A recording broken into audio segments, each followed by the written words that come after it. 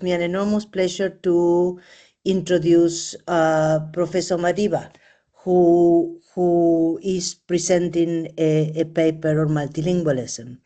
Prof. Madiba is the Dean of the Faculty of Education here at Stellenbosch, as you guys know, and he has been in that position since 2019.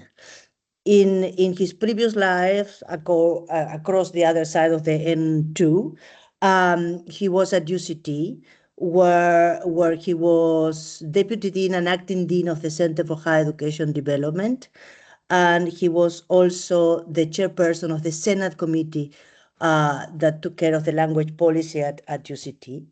Prof. Madiba has 30 years of teaching under his belt. He's been at several international universities. Of course, he holds a doctorate in linguistics. He's a C-rated scientist in the NRF system, and he has a number of publications to his name. I just think that the fact that Mvulo is presenting on this topic is particularly interesting and good for the university, given the trajectory of our language policy and the insistence that we are putting on multilingual pedagogies at sort of higher education system level. So without further ado, I invite Prof. Madiba to share his presentation with us. Thank you, Karen. Thank you, colleagues. Thank you, Prof. Liz. Prof. Madiba, over to you. Thank you very much. I'm sharing my, let me first share my presentation.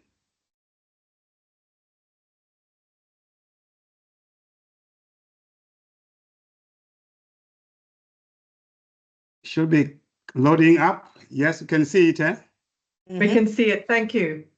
Okay. No, thanks so much, Karin, and also for your kind words, Professor Lange, for welcoming me. I really appreciate it. So thanks for inviting me to share on multilingual pedagogies this afternoon.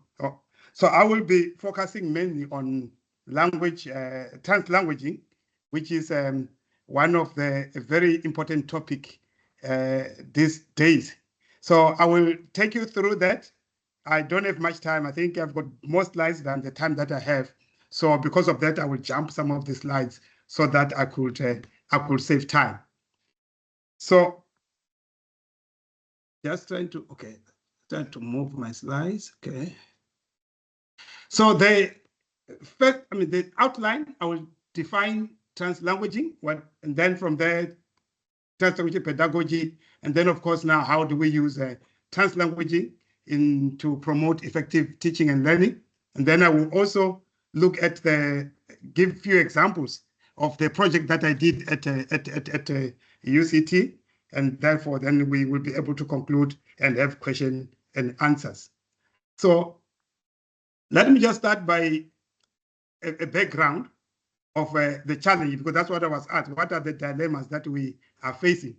So the dilemmas that we have, it's a resource, we're facing in South Africa. It's a multiplicity of languages. We have official languages, as you see there, and then the numbers that are, others are big, others are small minority languages, others are major languages. But when it comes to higher education, this creates a problem, which government tried to address first by using the Constitution. So our Constitution identified we've got 11 official languages, but that is on paper. But then the department also came again with a language policy for higher education, which was adopted in 2002. And then now we have got a revised version for 2020. So this was a way of trying to address the problem, that the dilemma that we have. In education, the question is now, how do you teach when you've got all these different languages? And how does it happen? In classroom, which is a micro area, a micro space, that also becomes a big challenge. Now, the language policy for higher education requires that universities should develop language policies, and we have those policies, as I will show you. But again, now in South Africa, we have the dilemma, the issue of courts. That's another dilemma. If you are not complying to these policies, then you have to, you can face litigation. So we have quite a number of universities that have faced litigation. UNISA, ourselves, we are always there most of the time. Free State and many others, some few other universities have faced litigation. So it's a dilemma because now you also have this legal framework. But then the challenge question is now, how do we really overcome this? So coming to the language policy for higher education, you can see we were trying to find a policy, a solution. You know, how do we address this? So many universities you can see there, they are not even there. Not all of 22 are there, but I know we've got about 80% of our universities now have language policies. So you can see most of the universities have identified English as the primary medium of instruction. Then others have identified Afrikaans also as as another language, additional language. But then you've got this whole lot of challenge now of African languages. What should happen with these languages? And that's where most of my research is focusing on how do we bring these other indigenous languages into the teaching and learning environment situation. Afrikaans, yes, to a certain extent, it's already there. It's being used, but it's also losing the ground. But the language that is at the center is English. So if you just look at the complexity of this really creates a challenge to us. So this challenge, as I said, the dilemma is the multilingual reality and the challenge of inclusion in learning and teaching. If you don't manage those linguistic resources well, we have the challenge that some learners will be excluded. So how do we have this? How do we promote inclusive multilingualism in teaching and learning spaces? And then the second dilemma, as I've already indicated, is a challenge of English. A high preference of English, as you've seen, all the universities are stating that English is a primary medium of instruction. But the challenge with English is that English, as Nelson Alexander put it, English is unassailable, but unattainable. In other words, we cannot question the importance of English, but we know very well that it is unattainable.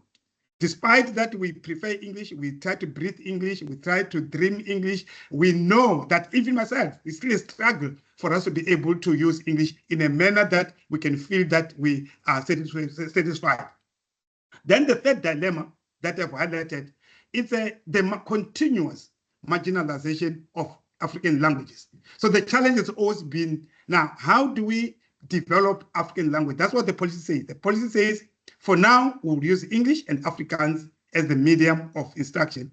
And then we'll use other indigenous languages when they are developed. So it's 30 years down the line now. And if I can check, we have to measure using the progress we've made in the past 30 years. Yeah, we need, I think, maybe 200 years to be able to bring these indigenous languages to the teaching. If what we're understanding is that we need to develop them to the level of Afrikaans, to the level of English. That will never happen. So that's why we are thinking now of other alternative ideas. Then we've got language ideologies, which is a problem. I mean, you know, how we see languages, how we see multilingualism, Afrikaans, all this. So these are language ideological spaces that we're also trying to navigate through. So my argument today is that we need, or what I've been presenting in many forums. I've just presented not long a training workshop for all higher education sponsored by the Department of Higher Education with Prof. Legate Makalela. So I've been presenting this kind of, I've just done a workshop in the University of Free State, training the staff on how to use multilingualism. This week, I've just done one now on University of Pretoria. They wanted to understand what are the alternative ways, special translanguaging, you know, how can we use it in teaching and learning? I've done VUT, I've done quite a number of universities and so on and so on. So now the challenge that we are facing will require innovation. So the challenge of English, how do you disrupt the hegemony of English in teaching and learning? And then at the same time, how do we fast track the development of African language, or what we say, intellectualization of indigenous African languages? So that is the challenge. How do we also disrupt all these colonial mindsets towards all this concept of language, multilingualism, and so on? So how do we decolonize that so that we begin to describe them and understand those concepts in our own way? So that remains a challenge that we've been battling with. I mean, that's my life. I spent my life on this, but these challenges remain. So translanguaging has emerged. That's what I'm saying. We need to find other alternative way. Translanguaging has emerged now as an alternative pedagogic strategy. It has become very, very popular. It's not only here in South Africa now, globally, in the global north, it's a big thing. Just, I think, a few weeks ago, I just received a request from the director of the Institute of Education, from University of London. Just want an article. Please, can you just send me an article on the work that we are doing there? Want to publish it? Because what we are doing in the global south is becoming a very innovative way of managing and handling multilingualism in the classroom. So now, translanguaging has emerged as that kind of an alternative pedagogy that I want to present today, and I hope that will help you to also understand. I'll give examples on that. So the term translanguaging emerged from Wales, which was a bilingual country. That was a country that emerged. It's Welsh, English, bilingual education. So in Wales, they use Welsh, they use English. English is also dominant there. But that when it was really emerged in the 1980s, in the 2002 by Chen Williams, you see, what they have observed, it was not new. It is what we always know. Here in the global south, we have always known that in teaching and learning, even in other communications, because of our multilingual reality, we tend to draw on from different linguistic resources. For example, officially we've got 11 languages, official languages, but I know practically we've got over 24, 25 languages that we have in the country, not just those that we've designated, if you take some of other dialects and so on. So people always draw from a multiple of linguistic resources which they have in communication. The challenge has been to bring these linguistic resources in the classroom spaces. How do we do that? So the ideologies that we have, as I will show later, in education has been that education should happen through one language. And the ideology of one language, it was not really the kind of language that really we talk about. So translanguaging helps us to define that. I will show you as we go on how we tend to redefine and decolonize those kind of understanding of what we regard as language and so on. But safe to say at the moment that the term translanguaging originated from Welsh. It was a Welsh transitive, that was a Welsh word. And then from there, it simply means at that time that in learning and teaching, one language can be used as a language of input. And then another language can be used as a language of output. So in other words now, one language that is stronger can be used to support the language that's weak. In this case, English might be the medium of instruction, but what we do, that's how I was educated. Teachers, in class, all my primary education, or my secondary education, they will really use English, maybe one sentence of English as a language of input, but the discussion will be in the home language. And then the output can go back again to be maybe the exercise written in English, or the final assessment would be done in English. So we have this practice of working, drawing on from different linguistic resources in teaching and learning. So although the concept of translanguaging originated from the north, global north, the practice is as old as our African communities. It's as old that's what we've always used that. But now, it has now emerged as a pedagogy. It's emerged as a theory, as I will show you. I'm not going to, you see, okay. Yeah, so now, where we are now, translanguaging has been taken up by many other scholars who are now saying it's a practice. So the practice, a concept, the metaphor, that resonates with us. We have always practiced translanguaging. We have always used different linguistic resources while talking, while writing, while doing other things. Then others say, no, it's a skill. It's not just, it's a skill. You need to be skilled. If you're a multilingual person, you need to have a skill, or you have to learn that skill to be able to use different linguistics. Now, we are at the point where we say it's a pedagogy. It's a pedagogy. It's something that you can use. Pedagogy simply means it's something that we can use, strategy that we can use to be able to guide learners in teaching and learning situations. Then others say it's an idea. It's a perspective. It's a lens.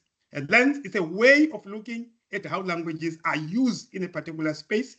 So it's a lens. It's a perspective. Another way of looking at that. Others say it's an ideology. Yes, it's an ideology. because now it theorizes language in a different way. Others say it's a feature, others said, as I said, it's an approach, and so on and so on and so on. So I'm saying today that it is a pedagogy. So what are the key issues? What are the key characteristics? Because you're asking me, we know we're used to the term multilingualism. Now, what is the difference between multilingualism and translanguaging? Is this not one and the same thing? Yes, that could be related, but the ideology that is that denoted by translanguaging is totally different. So the first difference with every other understanding is on the concept of what? Construct of language. How language is defined, what we understand by language. And then the second one is the conception of multilingualism. How do we understand multilingualism? We know we try to be a multilingual university. I'm teaching multilingually, but we might find that the way we're teaching multilingually, again, it reinforces some of those stereotypes. Now, the notions of linguistic repertoires, as I'm saying, we don't speak languages, we speak repertoires. I have got repertoires. As I'm talking to you now, Venda is working, everything is working. And so these are a whole lot of linguistic sources that I have. And then the issue of pedagogy, as I said, and language policies, and of course, the whole notion of the multilingual university. So let me just again quickly look at the notion of language, the concept of language, because this is very, very critical.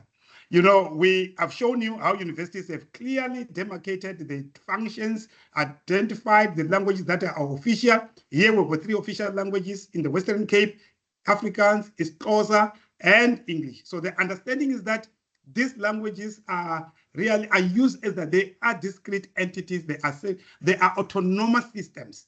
You know, they are independent. They are used differently. So. And that is a conception that came from the global north, the issue of language as a one unitary system, one autonomous system. But that's not the nature of the languages in our context. Languages with us are heterogeneous, they are dynamic, they are fluid. When I'm saying I speak Venda, I'm speaking a whole lot of fluidity that is there. When I say I speak Afrikaans, there are about, I think, 6 or 7 or 8 varieties of Afrikaans, Griqua-Afrikaans, Kapse. All this to us is a language. They form a language. All these varieties, they form a language. But from the global north, if you speak of a language, it must be one documented, one audited, and so on. So we are trying to shift from those kind of understanding to a way that we can. So those all notions of language as a system, language as an autonomous system, is a discrete entity that can be named, that can be counted. Of course, that is a colonial understanding. So decolonization will mean that while we cannot do away with the names of these languages, but how we use them, we need to understand that these are not standardized, fixed forms that really need to be in education. So in education, in pedagogy, I will show you that we really need to adopt flexibility, dynamism, the heterogeneity, but with the view of understanding, learning, and teaching. If I'm teaching English, as I said, if the outcome is that standard, I'll show you the model. Yes, we can do that. So then again, I'm not going to spend time on that. So what you know, that language is not fixed. In translanguaging, language is fluid, it's not fixed. And then let me just come to conception of multilingualism now. If language is not fixed, so multilingualism or bilingualism does not imply that languages are parallel. I must have equal proficiency in English and equal proficiency in Chivenda or Afrikaans for me to be called a bilingual. It is very, very heterogeneous. It is very, very mixed. It's not parallel monolingualism. One can say I'm a multilingual. I draw on from different languages to a different degrees. So to all these other languages and so on and so on. So multilingualism is also redefined in translanguaging. Then the key notion in translanguaging is linguistic repertoires. Now, the theory is that we don't have separate. You see, that's what we've been struggling. Sometimes the neurolinguists also not assisting, the neuroscientists. We don't have separate languages. We have, Cummins theorized that some time ago, that it's like an iceberg in the ocean. You are just seeing the tips, but if you go underneath, you find there is an underlying proficiency there. So we say a person has got a common storage. And from these storages, that's where you are able to have different features that we draw on, and so on and so on. So I can come back to that. So we don't have parallel. So we depend, the planning should be linguistic repertoires. If I go to the class, how many students, which kind of linguistic, which language do they speak here? If they speak 10 languages, how do I assist these learners to draw on from those linguistic sources that they have? Although the policy there on top, it says is the 3-language formula, that is nothing. It doesn't really reflect on what actually happened in the classroom. So in the classroom, you need really to be innovative. You need to be creative and see how you can facilitate that. So linguistic repertoires to me are key. They are key. Because that is what, if once I establish the linguistic repertoire for my class, then I'm able to move now using the learners themselves, moving around, and then facilitate teaching and learning in that particular stage. For assessment, we can talk about that when I discuss the model and so on. So there are a whole lot of changes when you talk about translanguaging. So that will really raise the question of what is a multilingual university? Is this the language that of 3 languages, or the university that allows students to draw on from their own linguistic repertoires? Using their linguistic repertoires, it's a broad definition. So you facilitate, you help students to draw on from their linguistic repertoires in teaching and learning. So this, I think, basically, this is what so you just really need to know that in a multilingual classroom, there could be different linguistic language resources, official or non-official, standard or non-standard, but all those languages are resources for teaching and learning. And then you can help learners to be able to draw. So you can use English as a language of input, but after doing that, then the learners can discuss what you've given them in their own different language in that particular space. Then they can also come back and be able to, of course, use that language, of course, that of input for discussion and so on. So I think let me just quickly go to my model because the time is running out. Then I can give you an example. I just want to run quickly to the end. Then I'll come back to, while I'm still talking about the model, I'll just come and show you a few examples and then we conclude. Yeah. So this is what I'm talking about. The model of translanguaging. So the objective is that, in teaching and learning space, there must be effective learning.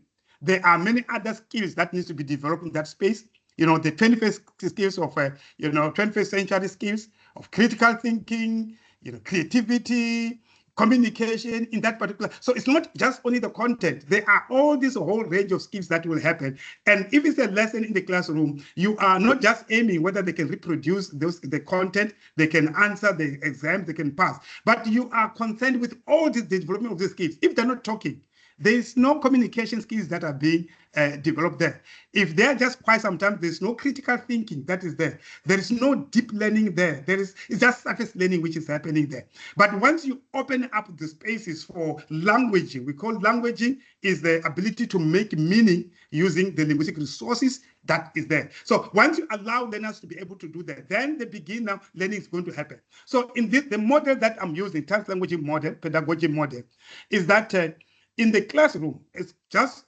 to the definition that I've given you. One language in the classroom, if it's just oral communication or verbal communication, one language can be a language of input, okay? That it could be English, it could be a home language, it's an input. And then then the discussion of that input can be in translanguaging, students moving between languages. Then the output can either be in the so-called named language English, or it can be also in the so-called home language. And then, of course, finally, the language of display. How are you going to display what we have been discussing, your findings? So now, same thing in written form. Input can be English. The discussion of that, or in writing, or whether it's scaffolding, whether it's making notes of when I train the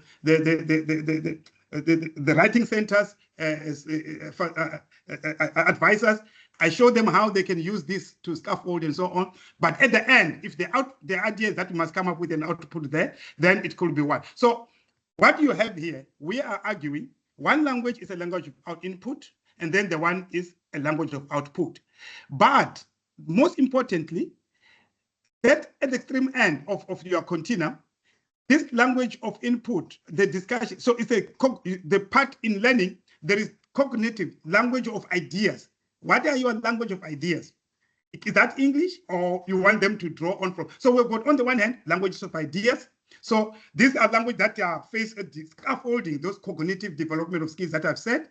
But on the other hand side, there are languages of communication. Languages communication. We are facing now communication. We have discussed these concepts. Now, how do you write about? How do we display about it? So that will fall language of display. Now, language of display now with ChatGPT. Students now no longer bother about it. This is no longer important, I'm telling you, because ChatGPT is doing language of display. But what is critical now at the moment is this cognitive development, the languages of ideas.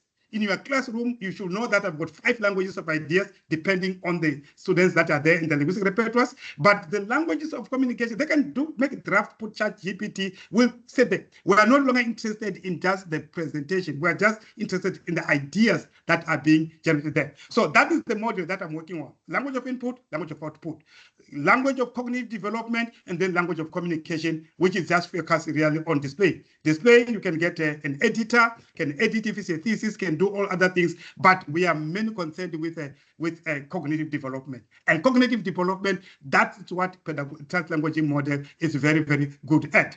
So now let me just show you a few examples from UCT that this forms part of the project that I was doing, concept literacy in mathematics. And in that project, we were following on the Method project, which focuses on the teaching of many mathematical concepts. You can see there, that's the lecturer who are facilitating that. And we will have hosts on Saturdays. This class on Saturdays, there will be over 200, 300 students that are coming.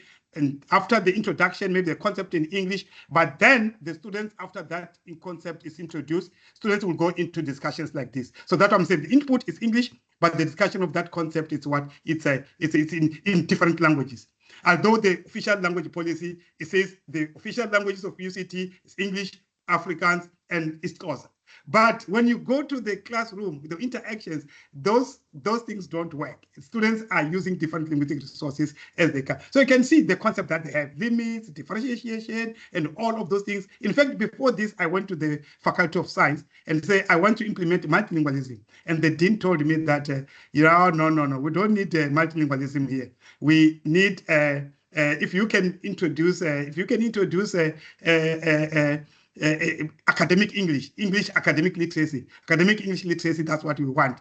But when I went to the classrooms in this project, we realized that students are not really needing English academic literacy. They just want languages that they can use to make meaning of mathematics. And they enjoy doing that. So I'll just give you one of the examples here. I think this is one, okay? Then I'll just show the example of that here. So you just see this is the tutorial.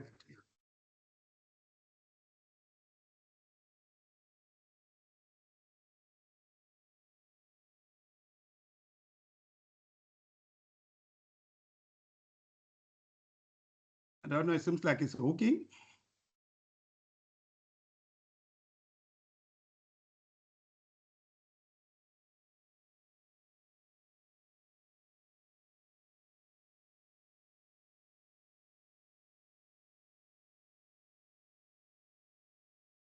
Just listen how these students are discussing maths tutorial in translanguaging.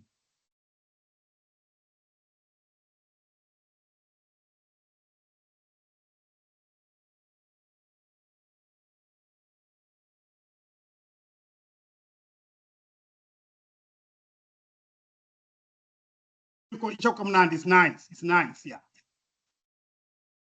And that one's a tutorial. It's a tutor. Madiba, the video has stopped running, unfortunately. You can't hear it. It is no longer running. Oh, there we go again. There we go. Thank you. You can see it. Okay.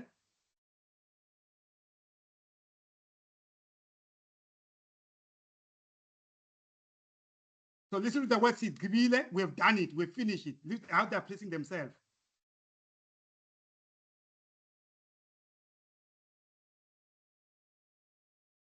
And on the board, it's maths. The language is translanguaging, and they're solving the problem there.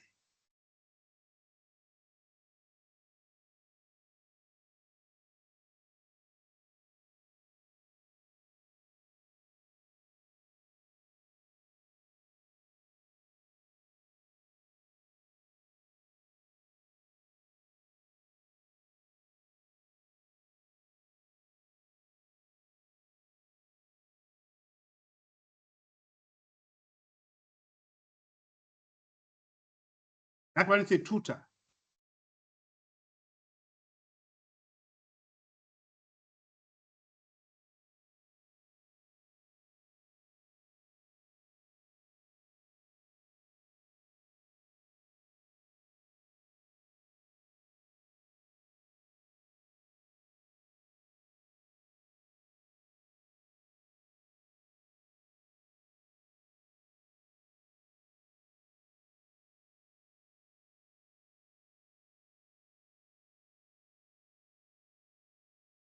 Jonga, look, yeah. So those ones are Swahili, and I'm not going to go into that one. So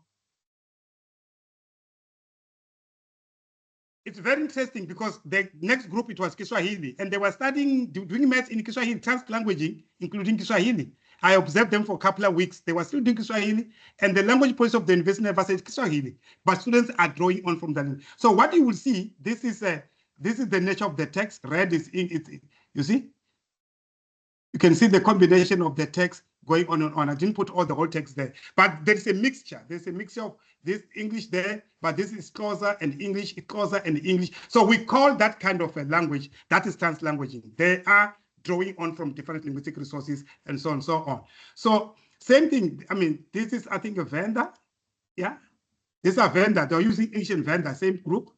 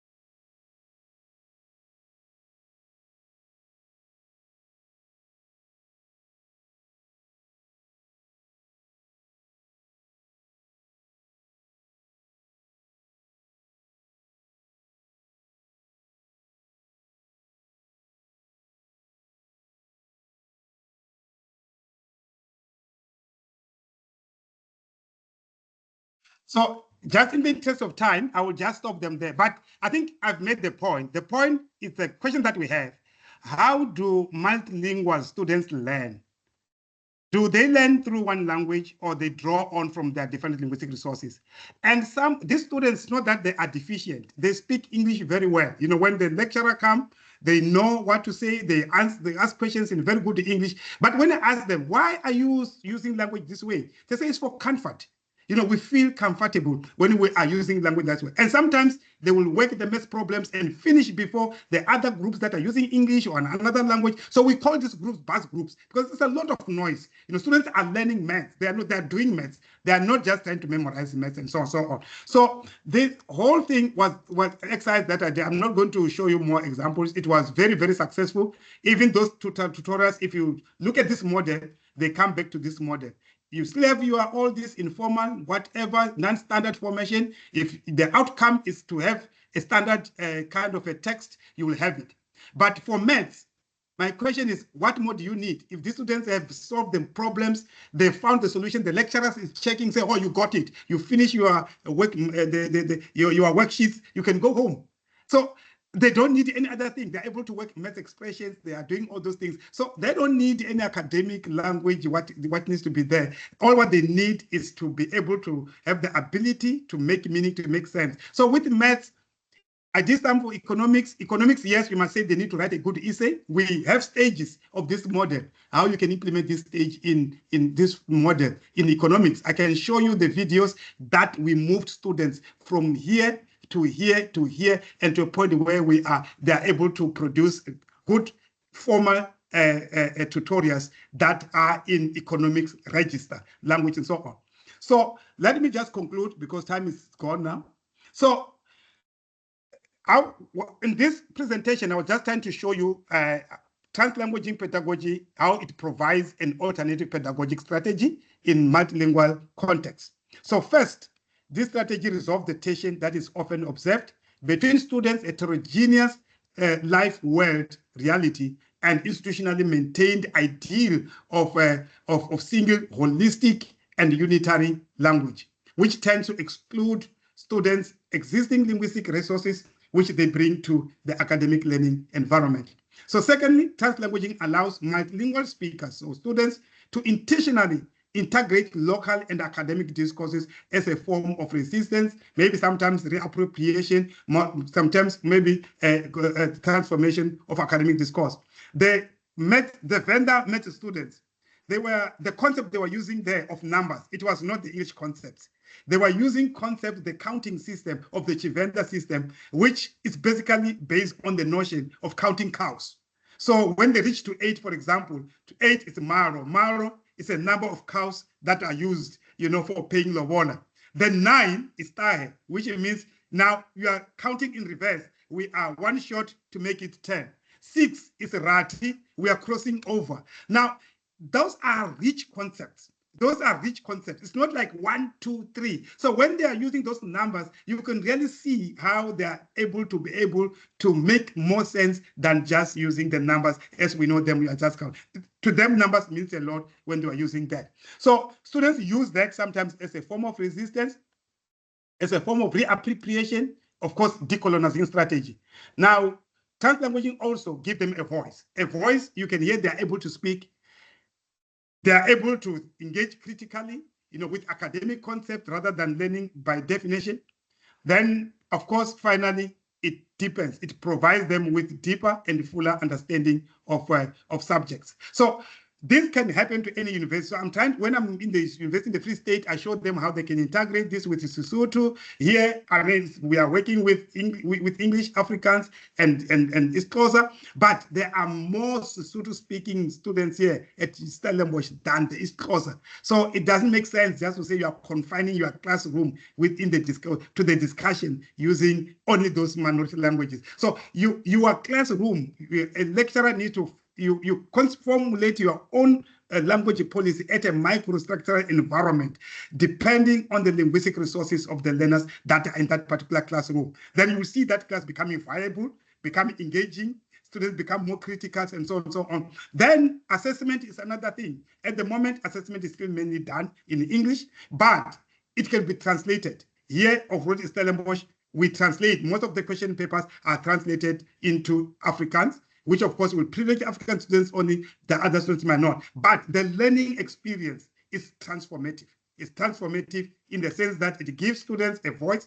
It makes them to think critically. They are thinking innovatively. And so to me, that is where in that learning space, assessment is assessment, just showing what has happened, what has not happened. But the most important thing is that as a lecturer, I must know that deeper learning has happened here. The students have developed critical skills that are needed. And some of those skills don't even need to wait for a marks. You just see that they've been languaging, they've been making meaning, they've been arguing, they've been debating, they've been thinking critically. And that to me is at the heart of teaching and learning. So I think I will just stop there because our time is running. And those are just the few sources that I've just put forward. Thank you very much, Karen. Thank you very much, Prof. Madiba. It was most informative listening to you. I've learned a lot.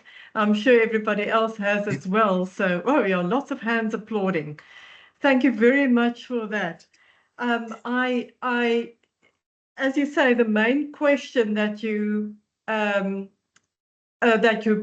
discussed here was how do multilingual students learn? Yeah. And I mean, it was also very good to hear that although the concept of translanguaging originated in the global north, that we, as far as the practice of it is concerned, that we in the global south are viewed as being innovative and as ahead. So that, I think, warms everybody's hearts. But I want to ask you, I'm being selfish here and I'm hogging the floor before I open it to everybody. I want to just ask you, the value of what you are saying of using translanguaging during the learning experience is absolutely clear. And I think, there's little that one can argue against there. But it seems to me that there's a gap between that learning experience in one's own language, your input language, and then the assessment, which, as you say, happens mainly in English. So how do students then manage to communicate the language that they have learned in their own language, for lack of a better word, then in that output language? I don't know if I'm making myself clear. No, I understand. I think that's why we are working within this field, and you know, that question is always raised because we live in a country where education is driven by assessment, summative assessment, not formative assessment. Because if it's a formative assessment, this you can do in class. Yes.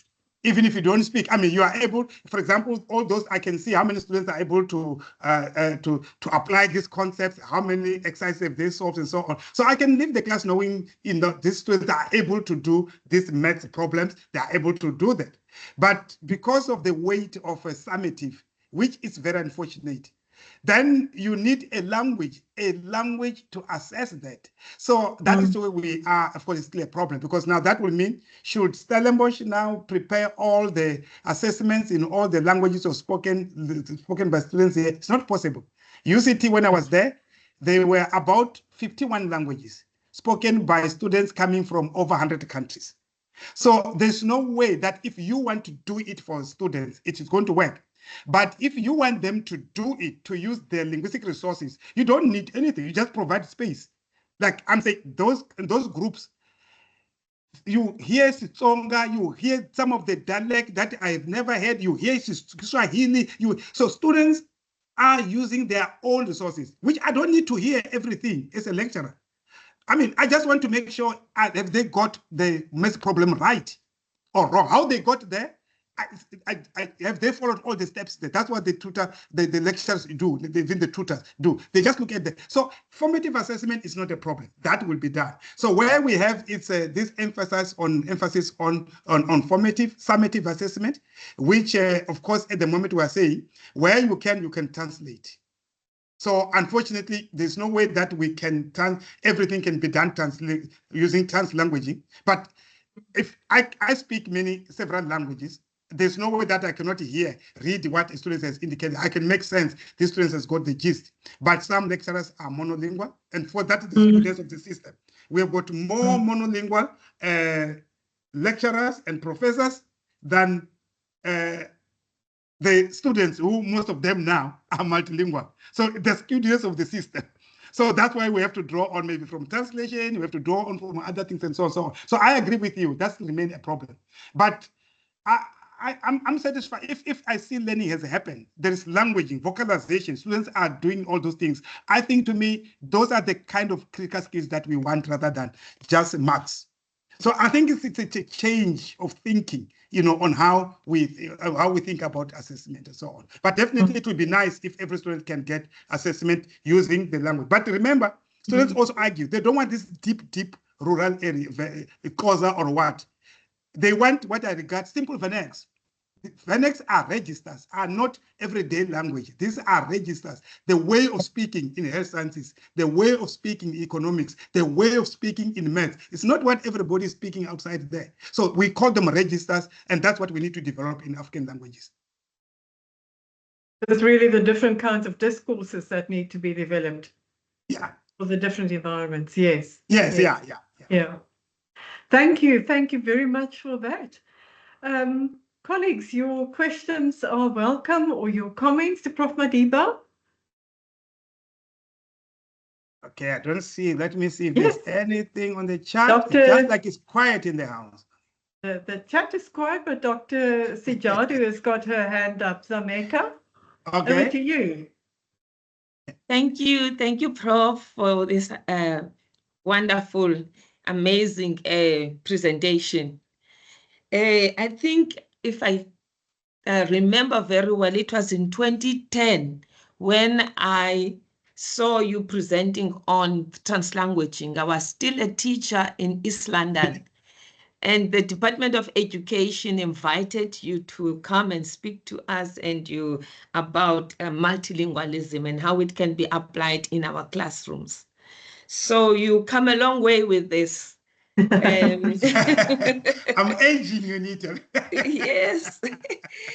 So, you know, the question we should ask also, Prof, is that as colleagues, why should we not learn in the languages that we speak to make learning easy, you know, for everybody?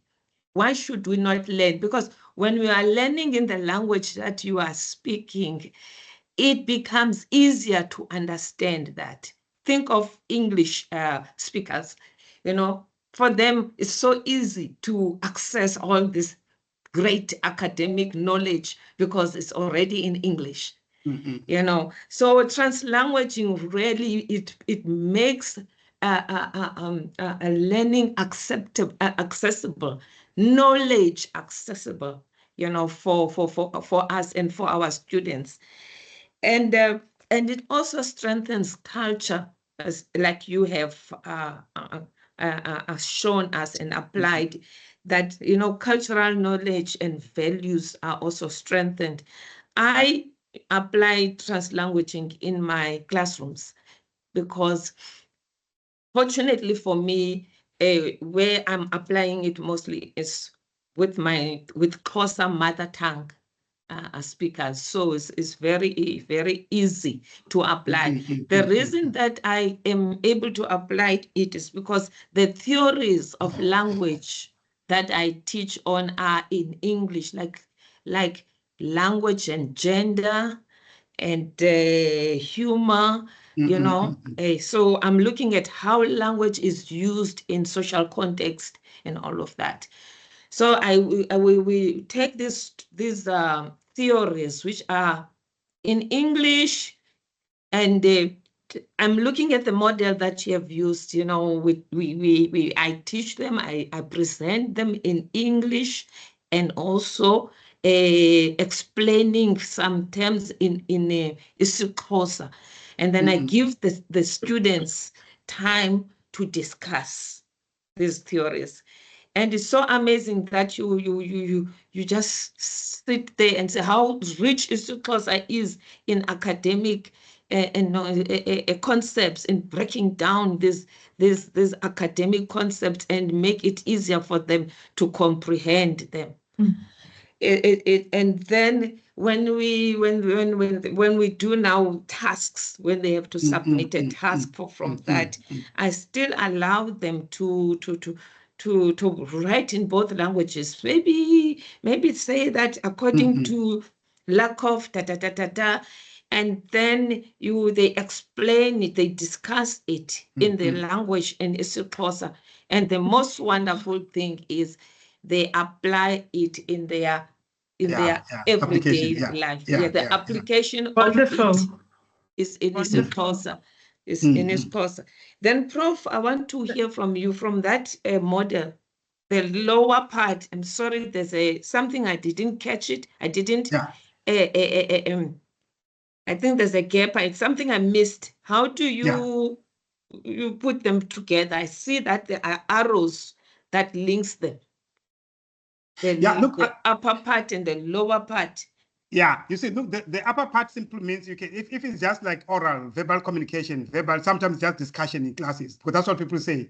So it could be just discussions. Discussion can be in the language of input, translanguaging, and then finally you can have one output, which could be one in standard language if you want. So that is the top. The bottom one is a written form. So the input can be a written text, which they will read it, like you've seen those sheets. All the mesh sheets are written in English, and they are given to students. But students take those mesh sheets and go in their discussion. They will interpret them in their own language. Okay, okay, You know, they are interpreting that and discussing that in translanguaging. So in the end, the language of output could be a language of math. If it's math, like you've seen, just put the calculations and put it there. But if it was a text like economics, they are going to really to give the definition of that concept in English. But the one end, as I said, we are mainly concerned with cognition, cognitive development. That is language of cognition, the language of idea, languages of ideas or languaging for ideas. The other end is just really display. That's why I said that display now, you can't mark good English or write English now because really students no longer, ChatGPT is doing those things. You rather look at the ideas and leave other things are no longer important. So I'm saying language of display is something else. Can be translators can do that, unless if you are teaching a language thing. But otherwise, you can't mark history and say you have now your essays got very good English. You know very well students they put it to ChatGPT for editing. Yes. So so all what you need just you have put good arguments, and that's what you take. Yeah. Thank you. Thank I you. see there's many hands already. Yeah. Yeah, I'm not seeing them. Karin, hands. you can tell me. Yeah. I cannot see all the hands, but I think Susan van Zyl-Becker. Susan, I think you were first. Yes, I actually put it in the chat as well. Thank you, Karen. Thank you so Okay, much, thank you. Professor Madiba. I appreciate it. Just want to say thank you so much. It's a topic that has tickled me for a very long time. And the only question that I actually have is the fact that if I explained everything to them in a language that they understand, how do I take my terminology obtained or the understanding back to a platform where it can be internationally read and understood as well, because we have to get the knowledge out there. Thank you so much. Thank you. So quickly, you see, that's what we're trying to avoid. You see, when you see this thing of mother tongue education, we know that it doesn't work in a global language. So we rather talk about mother tongue based. So it's something that is maybe the ideas where generators using mainly mother tongue, but those ideas are made available in other. So if those ideas have been generated through translanguaging, definitely the language of display. Okay, it could be English, it could be Afrikaans, it could be a home language, and so on. So that is the language of display, depending on your target audience. If you want to write for international, you just make sure that the final text that it must be read by the English world. Therefore, I can take it for editing. They will polish it. They put it there. But what I own is not the English. What I own are my ideas that I've generated using translanguaging. That's what I mean. I generated my ideas using translanguaging, but they're published in English. So, but they remain my ideas. Thank you. Yeah. And thanks for your question, Susan. Yeah. Mr. Majola. Yeah. Yes, that is Majola. Yeah.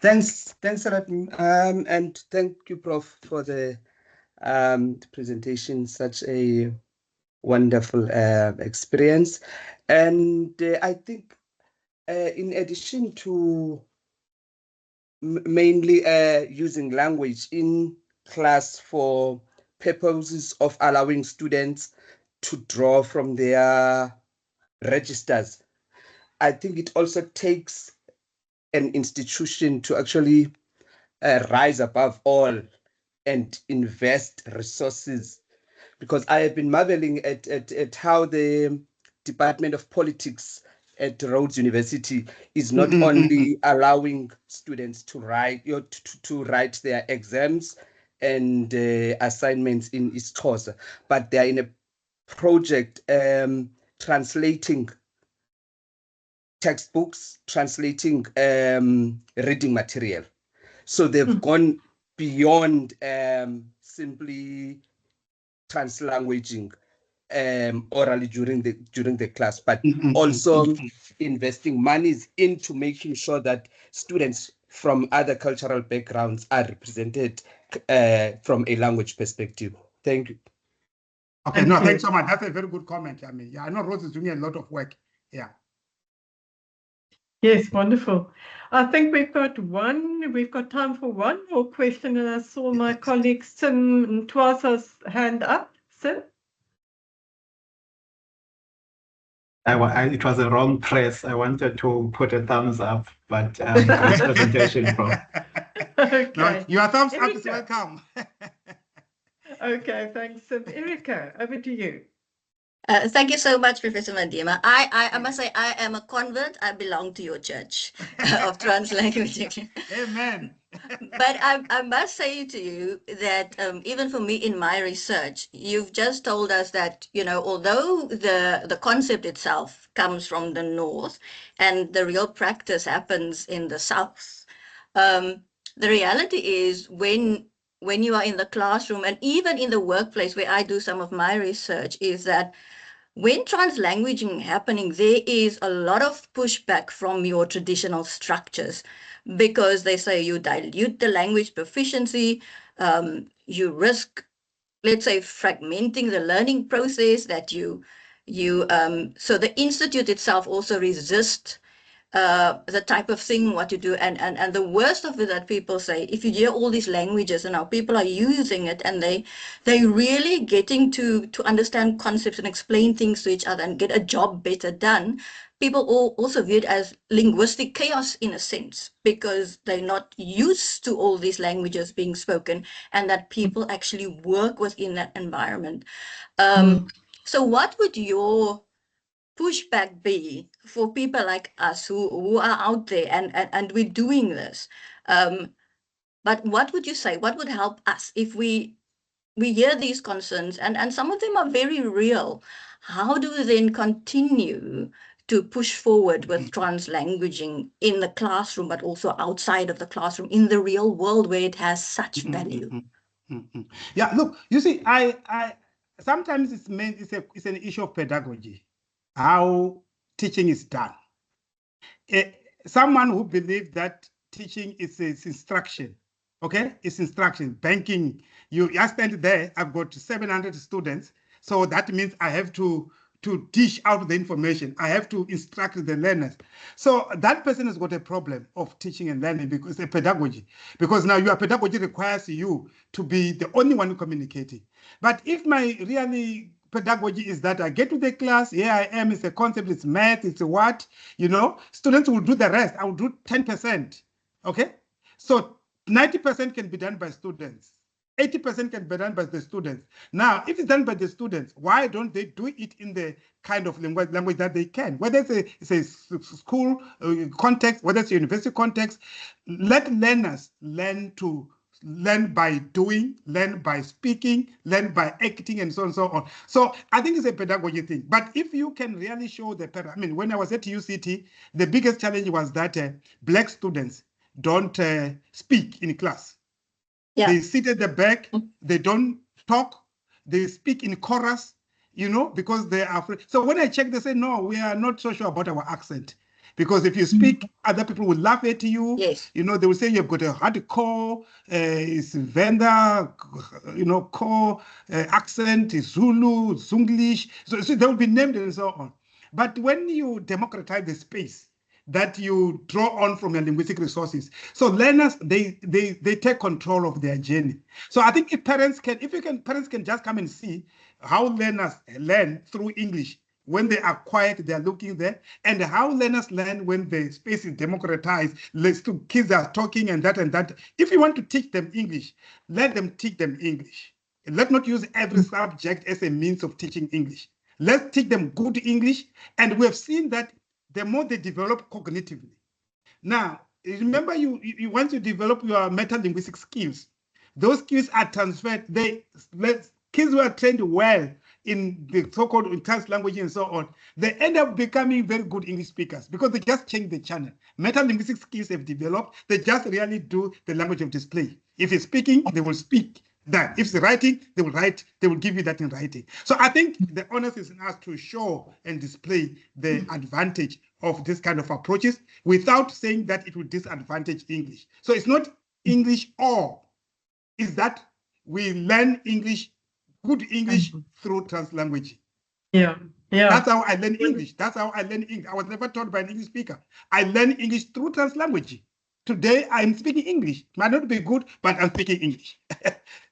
Speak it very well. Thank you. Thank you very much for your answers, for the questions as well from everybody, and especially Prof. Madiba for the very insightful way in which you gave us your information and for the ways in which we could share in your expertise this afternoon, both the intellectual side and the practice of it. Thank you very much for that. No, thanks so much, Karin. Thanks so much for all the audience. Yeah, thanks so much. Much appreciated. Yeah. Okay. Prof. Liz had to leave early, unfortunately. So Yeah, okay. I want to thank everybody for attending today, for participating in the conversation as well. And I just want to ask you to please complete the feedback form that the link to it was posted earlier on in the chat. Joey, maybe you could just post it again if you don't mind. And please just give us the benefit of your responses to the session so that we can improve the seminars in the next year. So colleagues, this was the last seminar for 2024. The next one, the first one of the new year, will be on the 13th of March next year. So I want to wish you all a very good rest of the year and end of the academic term, and a very good holiday when you get there. Bye-bye.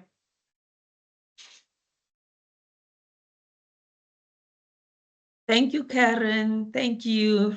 Thanks, Ameka. Bye-bye. Bye-bye.